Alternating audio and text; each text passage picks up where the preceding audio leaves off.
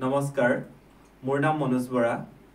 আজি আমাক সত্ৰীয়া নৃত্যৰ পাঠদানৰ বাবে আসাম ফোক ডেন্স টেলেণ্টে নিমন্ত্ৰণ জনোৱাৰ বাবে তেওঁলোকৰ সকলো কৰ্মকৰ্তালৈ অশেষ ধন্যবাদ জনাইছোঁ। আমি বেছি দিনৰ কাৰণে অহা নাই, যিখিনি পাৰোঁ আপোনালোকক সত্ৰীয়া নৃত্যৰ বিষয়ে জ্ঞান দি যাম।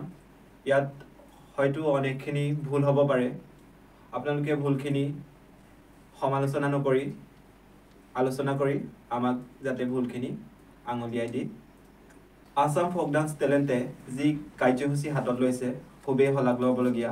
কাৰণ বিভিন্ন ছাত্ৰ ছাত্ৰীসকলে সত্ৰীয়া নৃত্যৰ বিষয়ে এখন স্কুলত গৈ তেওঁলোকে শিক্ষাদান কৰিব নোৱাৰিব পাৰে, যিহেতু আসাম ফোক ডান্স টেলেণ্টে অনলাইন যোগেদি এটকাও খৰচ নোহোৱাকৈ ছাত্ৰ ছাত্ৰীসকলক যিখিনি সুবিধা দিবলৈ লৈছে খুবেই শলাগ ল'বলগীয়া।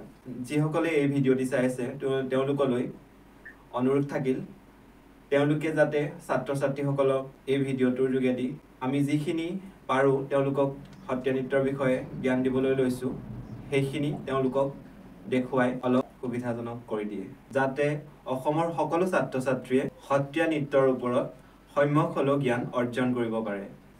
গতিকে আমি পাঠ্যক্ৰমলৈ আগবাঢ়োঁ। পাঠ্যক্ৰমত প্ৰথমে পাঠদান কৰিম মাটি আখৰাৰ বিষয়ে। মাটি আখৰা ৬৪খন। এই ৬৪খন মাটি আখৰাই ৮টা ভাগত ভাগ কৰা হৈছে: উৰা, ছটা, লন, খৰ, চিটিকা, জলক, পাক।